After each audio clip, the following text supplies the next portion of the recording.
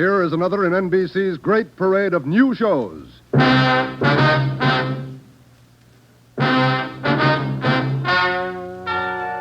Ladies and gentlemen, the story you are about to hear is true. Only the names have been changed to protect the innocent. NBC brings you Dragnet.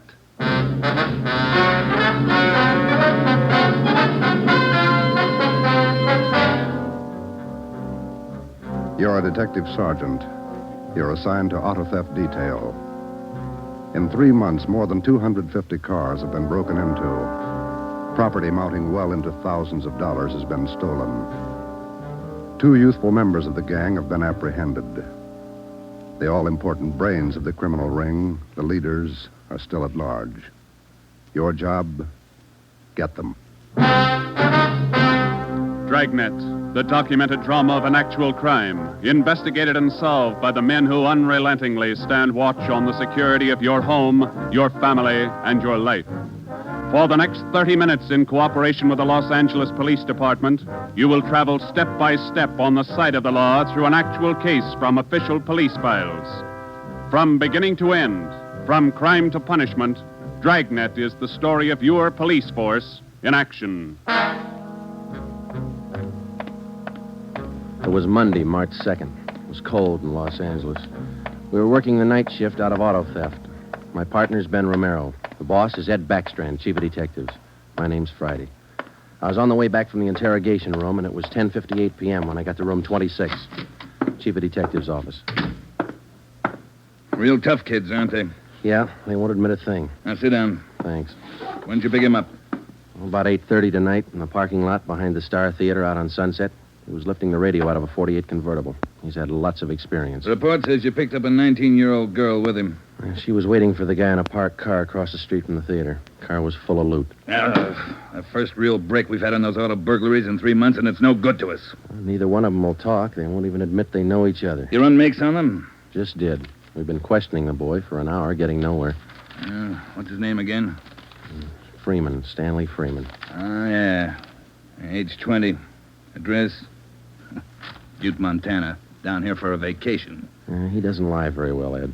He's never been to Butte, Montana in his life. Knows less about the town than I do. Well, get to him. Right, Ed. Where'd you put the girl? We had a policewoman take her to our office. We can talk to her when we finish with the boy. Well, what's her story? Hasn't any. She won't even open her mouth. 19 years old, probably needs a good spanking. Now get him to talk. Right.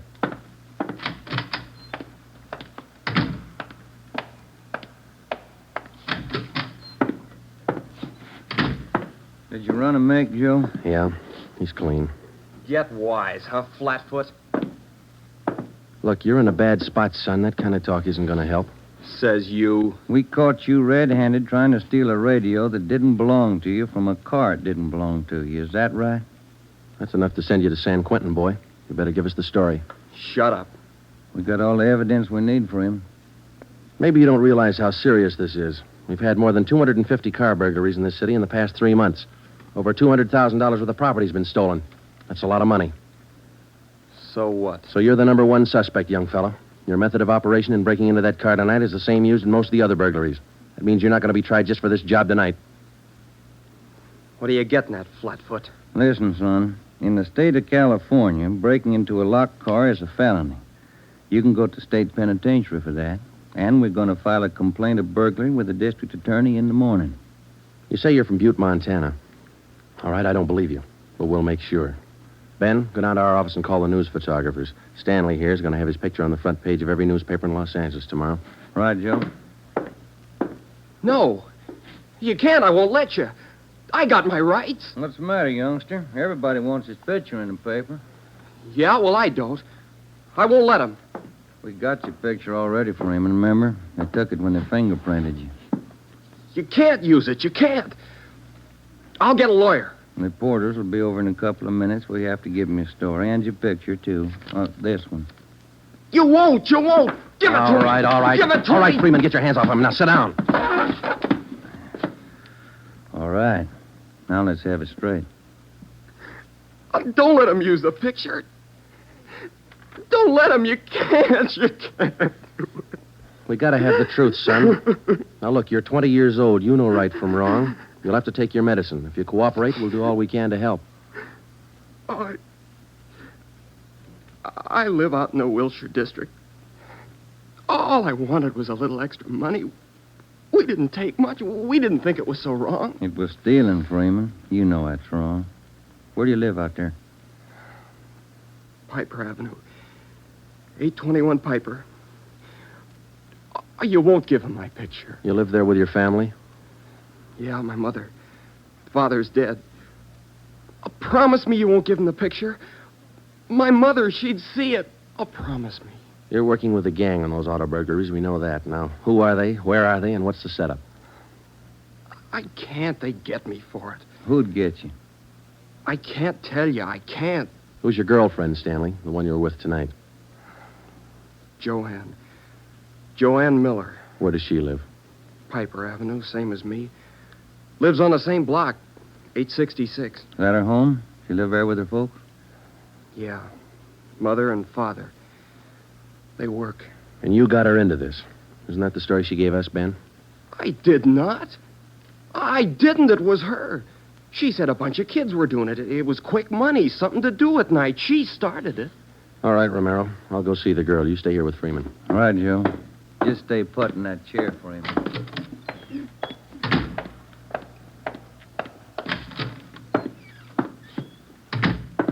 Hi, Marge. Hello, Joe. You and Romero handling this case? Yeah. I'd like to talk to the girl a few minutes. Marge, will you stand by? Right, I'll sit over here. Thanks. All right, miss. What's your name, age, and address? I told this lady cop 15 minutes ago I'm not saying anything. All right, then we'll tell you. Your name's Joanne Miller. You live at 866 Piper Avenue. You live with your father and mother. Both of them work. You're a liar. That's not me. You're 19 years old. You live on the same block as your boyfriend, Stanley Freeman, and you're the one who got him mixed up in this gang. Isn't that right? No, it's not right. It's not. I didn't do anything. Well, that's only half the story. Freeman told us everything. You want to hear the rest? No. Stan wouldn't tell you. He wouldn't. He told us how you got him mixed up in it. Quick money. That's what you told him, didn't you? No, it was him. I can prove it. The rest of the kids will tell you. He got me in this. Ask them, they'll tell you. It was Stanley and Fred Milford and George Jansen. They started it, all three of them. All right. Will you tell the story to a police stenographer? I'll tell him everything. He's not blaming this on me. Marge, will you go get the stenographer? Right, Joe.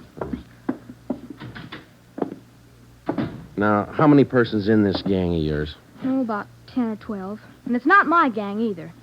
He got me into this, and now he's trying to lie his way out, blaming me. How long you been doing this, burglarizing cars? Me? Oh, only about 2 weeks. It was supposed to be fun, something to do at night. The rest of them been at it a couple of months. Who's the head of the gang? I told you, it's him, Stanley, and Fred Milford and Jansen, all three. I only started going out with them 2 weeks ago, maybe less. All right, Joanne. Tell it to the stenographer the same way. Stenographer will be in a minute, Joe. Okay, Marge, thanks. Stay with her. Right, Joe.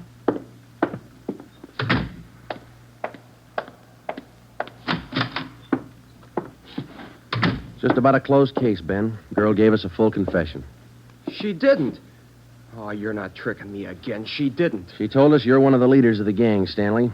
Said you got her into all this. The other two are George Jansen and Fred Milford. About a dozen kids in the gang, all of them about your age. Isn't that right? She's lying, can't you tell? She's lying. She got me into the gang. Well, she did. She's Milford's girlfriend. Ask her. Oh, she can't lie out of that one. She got me into it. I can prove it. Who's the real leader of the gang? Milford. He started it. He organized the whole thing. He collects the stuff we get, and he delivers it. Jansen helps him do it. What do you mean he delivers the stuff? Where does he deliver it? Somewhere in Dogtown, I think. Down around South Main, near the railroad yards. Who's it delivered to? I don't know exactly. I heard Jansen mention the name once. Myra, he said. It's supposed to be a big secret. Myra, that's all I remember. Where does Jansen and Milford live? Well, Jansen rooms down on East Flower. 1042, I think. It's a rooming house. And Milford lives 2 blocks over from me on Quincy. 234 Quincy. He lives with his grandmother. Got that, Ben? Right. All right, let's pick up Milford and Jansen. It was 10 minutes past 1 when Ben and I returned to headquarters with George Jansen and Fred Milford in our custody. In Jansen's room at 1042 East Flower Street, we found 2 fur coats, a box full of new car accessories, an S&W .38 revolver, and a .45 automatic. When we picked up Fred Milford at his home, we discovered 5 deluxe car radios hidden in the garage, plus a valuable assortment of cameras, cigarette lighters, and clothing. Both Jansen and Milford refused to talk, but when we got them to headquarters and showed them the signed statements of Stanley Freeman and the girl, Joanne Miller, they broke. Milford, where else did you and your gang operate besides the Wilshire district? No place, only out there, that's all. Same type of car burglaries have been committed all over the city. You telling us your gang didn't have a hand in them? It's the truth. Our territory was Wilshire district. We didn't go outside. You mean some other gang's responsible? I don't know. All I know is we didn't have any part of them. Is there another gang, Milford? Maybe, I don't know. You find out. It's none of my business. It is your business, Milford. You admit you and your gang committed 55 jobs in the past 3.5 months. That leaves about 200 jobs to be accounted for. That's right. You figure it out. We have figured it out. I think you and your gang of young thieves pulled every one of those 250 jobs. There isn't any other gang. That's the story the district attorney's going to get. You're crazy. There is. I know there is. Then give us the information and save yourself a lot of trouble. Well, we're not the only ones. That's all I know. Milford, do you know how many years you get for auto burglary? I told you, we're not the only ones. There must be a couple of others besides us. Vince Mahoney, he's got a gang. Where does Mahoney operate? West Hollywood and Beverly. Where's he live? I don't know. Honest, I only met him a couple of times. Where'd you meet him? I don't remember. Where'd you meet him, Milford? Delivery. I met him down at the delivery place a couple of nights. When you delivered the property you stole from cars, is that right? Yeah. Where was that? Down by the railroad yards. Where? Chavez Street. It's a little alley off East Main. Who'd you deliver the stuff to? I told you, her name's Myra. That's all I know. We meet her and some guy on Tuesday nights. We give them the stuff and they pay us off. Mahoney delivers the same night I do. Do you meet her every Tuesday night? Yeah. You're going to meet her this Tuesday, tomorrow night? I don't know. I guess so. Same place? Yeah. Are you the only one she deals with? Sometimes Joanne. Me or Joanne. I know what you're thinking. You want to use me to trap Myra. Well, what's it worth? You know better than that. How about it, Milford? Oh, what else can I do? Give me another cigarette. By 3:30 that morning, the signed statements and confessions were piling up fast. Milford gave us a list of the names and addresses of each member in his gang, and within an hour, they were all under questioning at headquarters. Most of the suspects, about 1/3 of them girls, ranged in age from 18 to 21. As they told their individual stories, the scope of the case grew until it covered most of the city. By late afternoon of the next day, Tuesday, March 3rd, 3 more gangs operating in Venice, Bel Air, and North Hollywood had been apprehended. They confessed to more than 175 burglaries from locked cars during the past 3.5 months. At 5 o'clock that afternoon, Ben and I met with Chief Backstrand in his office. How many admissions you have now? Over 50, Ed. Here are the gang leaders' statements. What's their story? Yeah, it's pretty much the same. They all say this woman Myra set up the operation. You mean she got the kids and put them to work burglarizing cars? Well, not exactly. She picked the leaders, contacted them in bars or on the street, asked them if they wanted to pick up some spare money getting auto parts for her. Then she didn't tell them to go out and burglarize cars. Well, not in so many words, Ed, no. After they brought in auto parts for a couple of weeks, she told them to bring her everything they could find, outside the car or inside. Those are the words she used. 5 of the kids dictated those words into their signed confession. Oh, that should hold in court. What else did you get on this woman? Oh, she taught them how to work, told them to wear gloves, all angles. Well, we got most of the small fry. Now, where do we find this Myra woman? Any description on her? Yeah. Kids say she's about 33, 34. Good-looking redhead. 5'5", about 120, well-dressed. No description on the guy she runs with. You run a make on her yet? Yeah, no previous record. We've set up a stakeout for her tonight. 2 of the gang leaders have volunteered to go along, this Milford and Vince Mahoney. Good. Down on Chavez, where she usually meets them? Yeah, that's right. When? 11:15. That's the regular time for the meet, according to the kid. All right, I'll be at home. Call me. I don't want to miss out on this one. When Ben and I left Ed Backstrand's office, we went home for dinner and a few hours' sleep. At 9:30 p.m., we were back at the office. We met the men in the special detail which Backstrand had assigned for the stakeout that night. We briefed them on their duties, and then we got Fred Milford and Vince Mahoney out of their cells. To avoid any possible suspicion of the presence of a trap, we had Milford's permission to use his car in the stakeout. The car which he had said he had driven to the delivery meetings with the woman Myra at least a dozen times before. We arrived at the stakeout area, Chavez Alley in East Main, at 9:58. The meeting was scheduled for 11:15. The moon was out, but the sky was overcast, and there was a cold wind blowing from the east. Hey, what time you got, Sergeant? About 10. Why, Milford? Getting nervous? No, I'm just wondering. How you cops gonna rig this thing? In just a couple of minutes, we're going to plant you two in Milford's car, parked up there in the alley. Now, you stay there until Myra shows up. We'll do the rest. Yeah, I know, but what'll we say? Suppose she asks for some stuff. We ain't got any. You won't need any. You won't have much time for talking. Hey, suppose she wises up. Maybe she'll pull a gun. Maybe. Does she carry one? No, never saw her with one. Don't worry, Milford. We'll make sure you're not in danger. She's got an awful temper, that redhead. Got mad at me once when I squawked at the prices she was paying us for radios. What was she paying you, Mahoney? For an 8-tube radio, good shape, $7. She got all the gravy and you got all the grief. You're not kidding. Joe, are you? Yeah, Steve. What do you got? Well, the men are all staked out, Joe. Got the area covered from every angle. All right. You got an extra man to stay in Milford's car? I'll handle that myself. Fine, thanks. Okay. All set, Joe? Yeah. Now, Milford and Mahoney, we're going to put you two in your car now. There's going to be an officer with you, so there's no need to be nervous or afraid. You just sit in the car and act natural. When this Myra drives up, don't leave the car. Have her come to you. You got it? Sure. Okay. All right, Joe, let's go.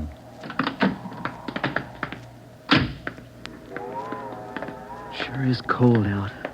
I don't even have a heater in my car. You stole enough of them. Okay, Steve, here they are.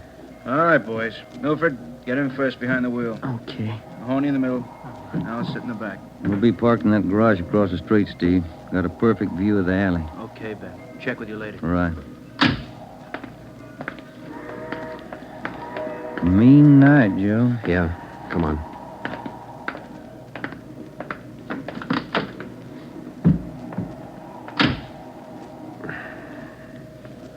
It's cold here in the garage, isn't it? Yeah. It might be a long wait. What time you got? 6 minutes past 10. Thank you.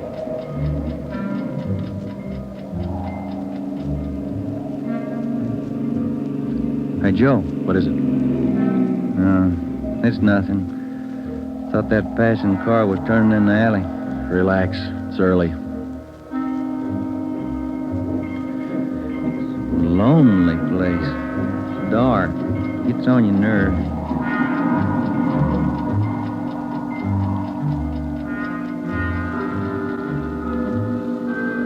That's it, Ben.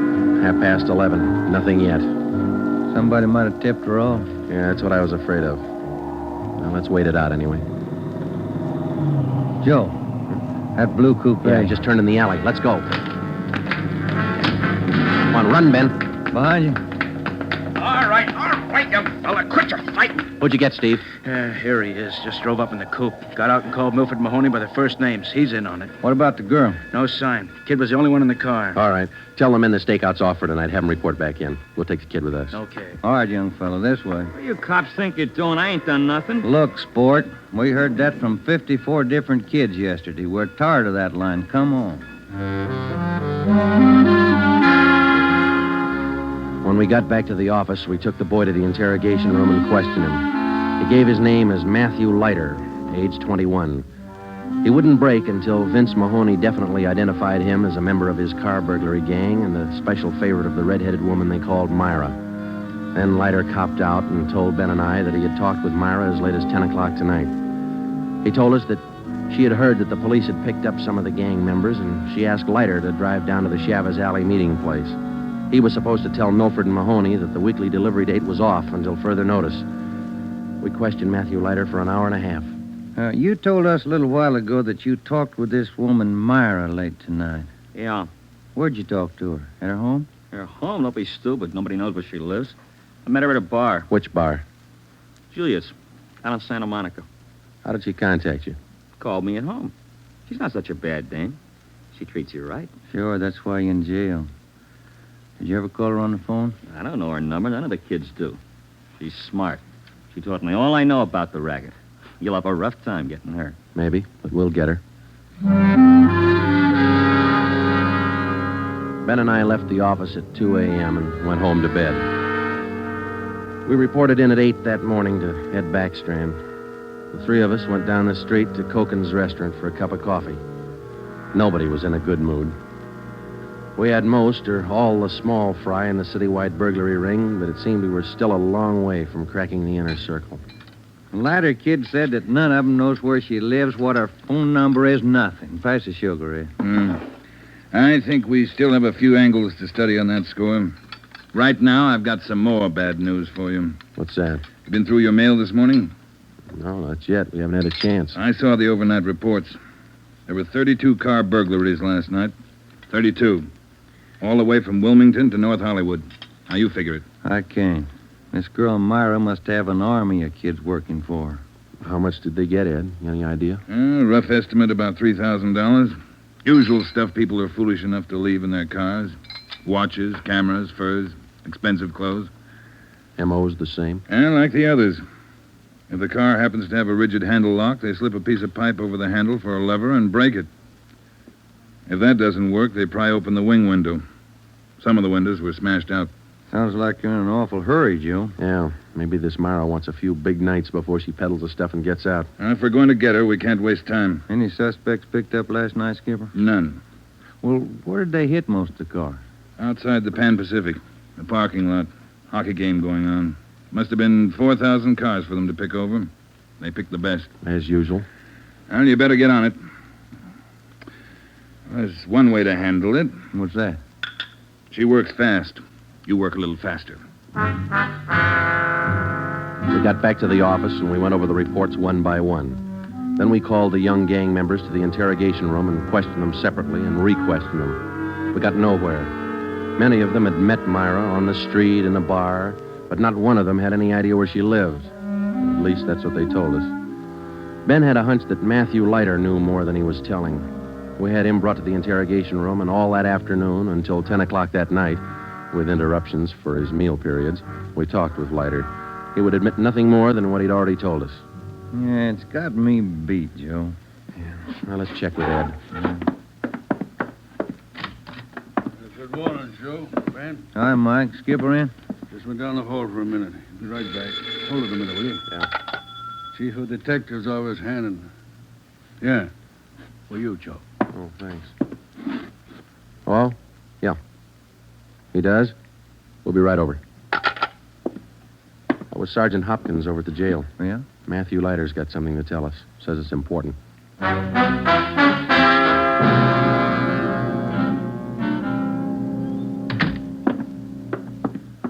Have a chair here, Leiter. Yeah, thanks. All right. You wanted to see us. I'm getting even with that dame Myra. I'm squaring with you. Yeah? She told me if I was picked up, she'd have me out in a couple of hours. She promised me a lawyer if anything happened. Said she'd get me bail. All right. Where can we find her? I don't know if she's there now, but you can find out at Francisco Motors. Big used car lot. Garage, too. It's out on Melrose past La Cienega. What's the tie-up? That's where she fenced most of the stuff we stole. Some old guy she buddies with runs the place. Big shop in the back. Store a lot of hot stuff there. Barney, Yes, Sergeant? we're through with him. Take him back. We checked with Chief Backstrand, and then we drove out to the Francisco Motor Company. We located it on the corner of Melrose and Geneva Avenue. It was a big layout. Consisted of a large used car lot sign bannering the slogan, Deluxe Auto Accessories, lowest prices in town. Along the back end of the lot, there was a large L-shaped garage. We found the man in charge, and he gave his name as Paul Hackett, the owner of the car lot. In the garage, we found the entrance to a large back storeroom. It was loaded with thousands of dollars worth of auto radios, spotlights, cratefuls of assorted car accessories.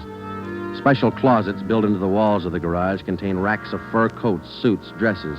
Below that, smaller boxes containing watches and cameras, all wrapped in tissue paper. You can save all of us a lot of time and trouble by talking to us now, Mr. Hackett. Where is Myra? I don't know who you're talking about. I don't know what you're talking about. Can you explain what we just found in your garage? I didn't know it was there. I didn't know it was stolen. Well, which is it, Mr. Hackett? Make up your mind. I bought it. But I didn't know it was stolen. You can't prove I did know. I think we can prove it, Mr. Hackett.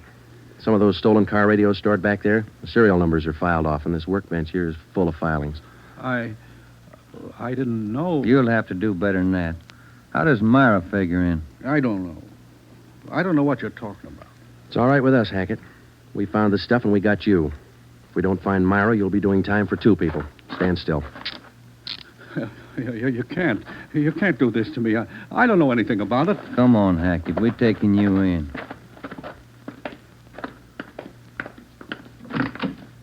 All right, get in the car. Come on, in the car. Am I going to jail? You're going to jail. All right. I'll take you to Myra. Hackett told us that Myra lived at 1345 Munich Drive in Beverly Hills. He said that he was Myra's husband. He told us that he'd been in a legitimate garage business for 10 years before he married Myra. She talked him into the racket. He identified 1345 Munich Drive as their home. When we got there, we found stores of stolen property similar to those found in the garage. Myra was not there. Hackett had no idea where she might be. We sat down in the living room and waited.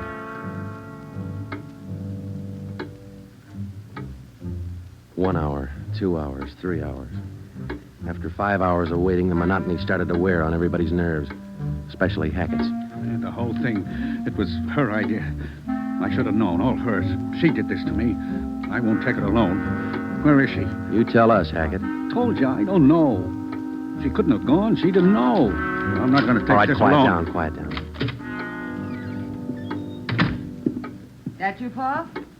Thought I heard you talking to some. Who's he? The police, Myra. The police. Your smart kids told them the whole story. What are you talking about, my smart kids? What are these cops All doing right, here in the that's living... enough. Get your dirty hands off of me. Get away. Kids are right, Joe. She got a Get away. temper. Who do you think you're... There, that ought to hold you for a while. All right, come on, you two. Let's go. All right, copper. You win. Stupid husbands. How many times did I tell you? Don't trust those kids. Don't store the stuff in the garage. Don't open it for anybody. Get a lawyer. No, you knew better. Dumb jerk. The idea of having those cops camping in the living room waiting for me. Why didn't you warn me? I'm going to divorce you. That's what I'm going to do. I'll stick you for plenty. Jerk. All right, inside you two.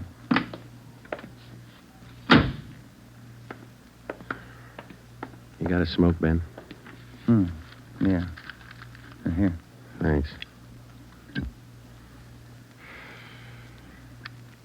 I was just thinking. What? Those kids were right. She's a pretty nice-looking woman. Yeah. Nice face. Beautiful figure. Mm-hmm. Sure talks a lot, though, doesn't she? Yeah. Hey, Joe, remind me to take home some flowers to my wife tonight, will you?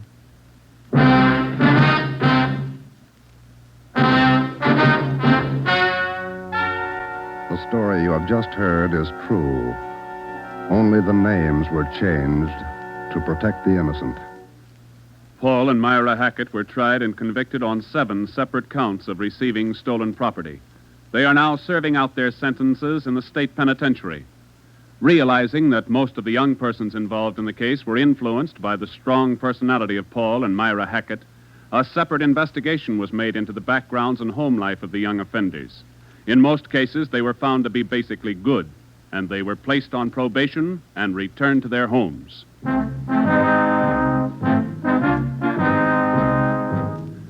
You have just heard the 13th in a new series of authentic cases from official files. Technical advice for Dragnet comes from the office of W.A. Wharton, Acting Chief of Police, Los Angeles Police Department. Tonight's program is dedicated to Detective Harry William Vosper of the Seattle, Washington Police Department, who on the night of July 21st, 1949, gave his life so that yours might be more secure. Dragnet came to you from Los Angeles. And now, an important announcement. Starting this Saturday, September 3rd, Dragnet will be heard at a new time over your NBC station. Consult your local newspaper for the new listening time. And now, speaking in behalf of the producers and the entire cast of Dragnet, we would like to take this opportunity to thank you for your many kind letters of encouragement and approval. Remember, next Saturday for Dragnet, this is NBC, the national broadcasting company.